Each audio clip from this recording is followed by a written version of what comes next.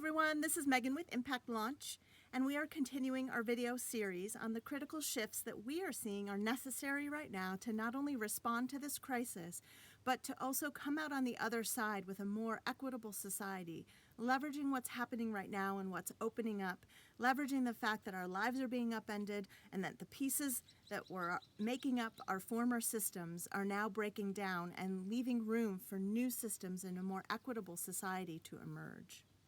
And it's truly up to each of us, in small ways within our families, in big ways within our society, to contribute to the new society that we want to see on the other side. It's uncharted territory.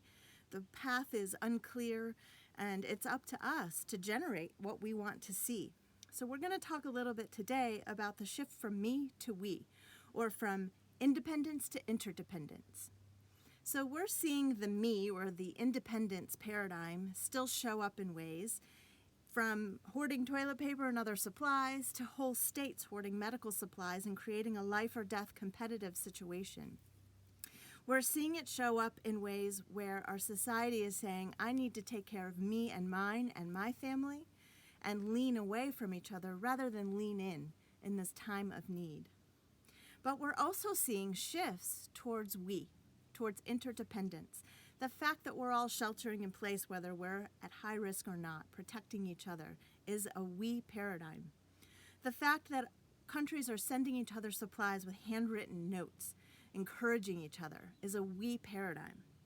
The fact that we're all suddenly howling at 8 p.m. at night is a funny we paradigm, but in reality, if you look at the network that's being created around that howling at 8 p.m., people are sharing stories of support, encouragement, of tragedy, and then reaching out to each other, stranger to stranger, to create support during this time. So it's also truly a sign of unity and of we. So if we pause and breathe and look around us, we see the signs of we, and we can see ways that we can participate in creating unity and interdependence all around us.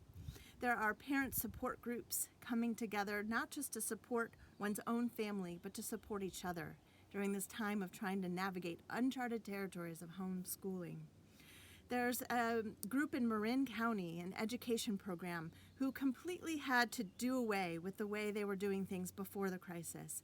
They had to literally lay themselves off and then start over again. And they're so committed to their equity agenda and driven to reach their goals for their community that they continue to volunteer, even though they were technically laid off, to create a whole program and pivot to online education for summer camp. They're creating equitable access to STEM education. They've created an honor system scholarship program, no application necessary. And to everyone's further surprise, parents who can't afford to pay are paying more to help create more scholarships and to support this program for those parents who can't afford it. People are truly coming together when push comes to shove. So don't focus, or we invite you not to focus, on what's not happening or the me stories that are out there. But let's start to amplify and focus and generate more of the we, of the interdependence that we all know is possible and that we all need right now.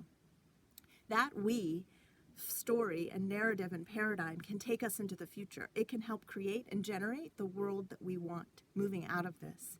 And it can start right now. It's not a someday, one day. It's a now possibility.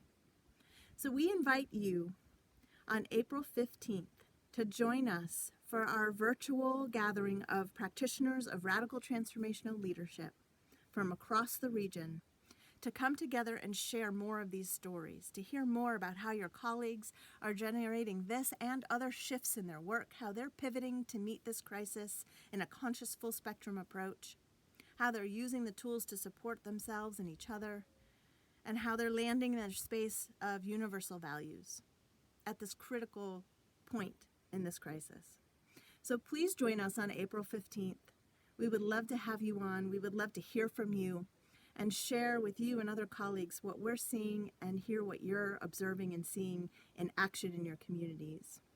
So we are excited to see you on April 15th. Please visit our website if you need more information, and the link is below, and we'll see you soon.